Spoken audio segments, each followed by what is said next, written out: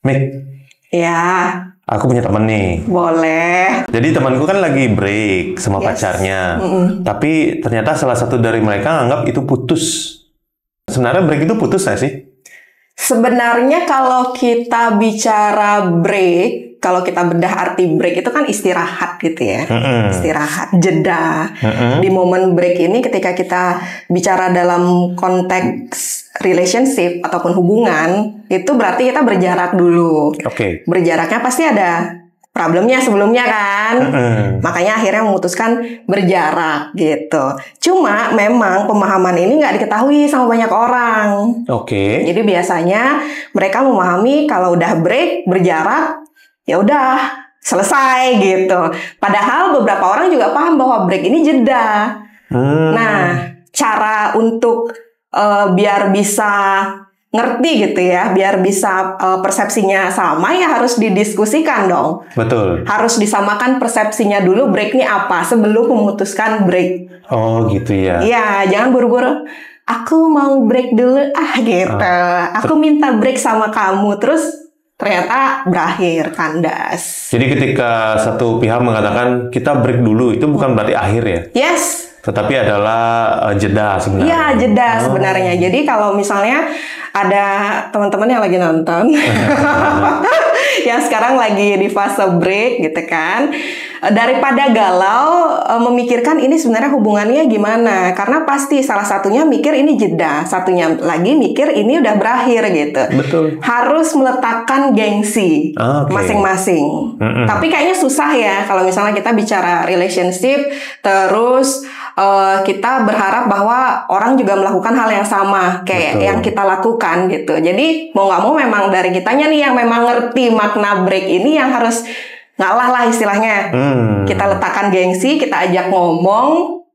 Udah selesai nih masa breaknya, kita harus diskusikan ini bakal gimana kelanjutannya gitu. Apakah mau lanjut atau usai? Oke. Berarti break itu penting kalau misalkan dalam hubungan itu misalkan ada masalah nih. Yes. Kemudian ketika satu orang mengatakan break, kemudian satu orang berpikir itu putus, ya biarinnya dulu kali ya.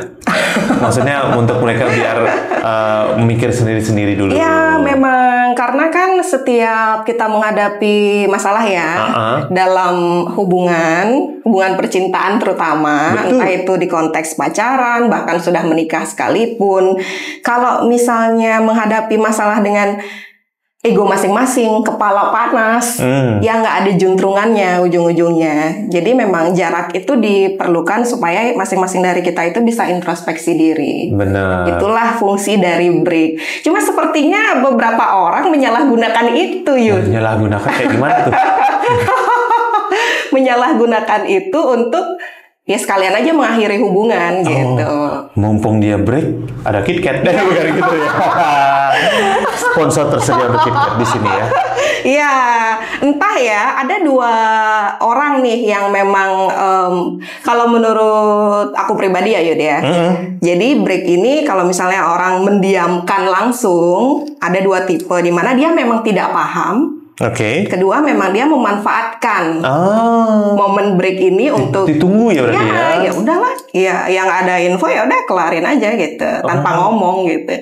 Yang akan galau adalah di satu pihak yang memahami konteks break ini, makna break ini, tapi nggak enakan. Oke. Karena dia masih perlu introspeksi diri nggak ya?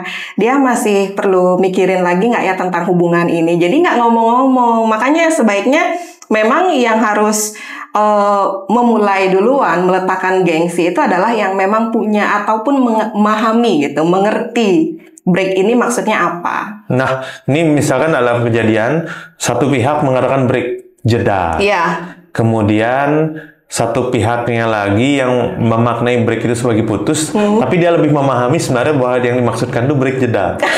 Tapi dia memanfaatkan nih. Berarti sebenarnya udah bosen dari sebelumnya. Jadi itu gimana tuh penyelesaiannya?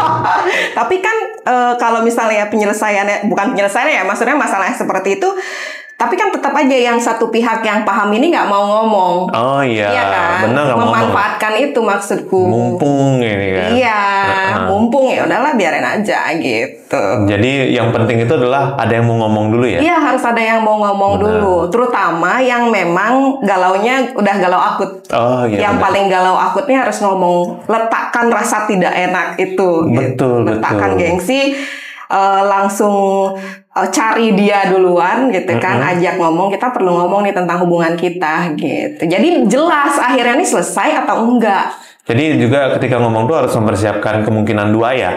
Misalkan berjalan dengan baik itu bagus. Iya. Tapi kan kalau misalkan selesai, iya harus diterima. Benar sekali. Cuma sayangnya seringnya nggak siap ya. Iya dong.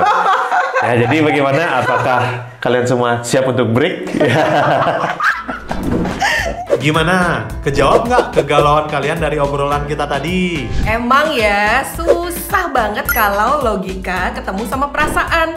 Bawaannya berantem terus. Tapi tenang, bareng Bligong Yuda dan Mika Karisa, kita akan coba kasih solusi terbaik dari segala macam pertanyaan yang menghantui kepala kalian nih. Pantengin terus podcast Hati versus Otak di hari Rabu jam 8 waktu Indonesia Barat dan kasih otak dan hatimu berteman malam ini. Besoknya berantem lagi.